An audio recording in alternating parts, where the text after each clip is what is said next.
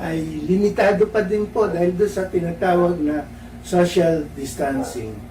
Sa panahon po na tayo nasa ECQ o nasa GCQ, marami tayong nararanasan na hindi normal sa ating buhay dahil limitado lamang po ang lugar na ating ginagalawan.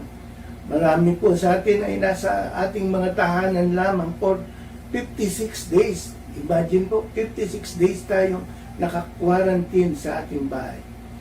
At kamukha din po namin, minsan, nakakaranas din tayo ng pagkainip, no? Pagkabagot. Yung iba naman po, nadidepress. Lalo na po yung mga kababayan natin na natigil sa trabaho at nawala na yung means of livelihood nila o yung kanilang pinagkakakitaan. Naranasan ko rin ho yan nung araw na bigla akong tumigil sa paghanap buhay dahil ako'y nag-retire na.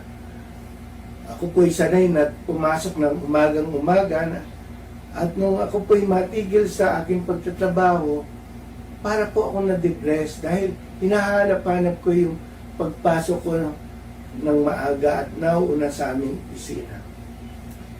Alam po ninyo, tayong lahat po ay naiinip. Minsan nababagot din tayo.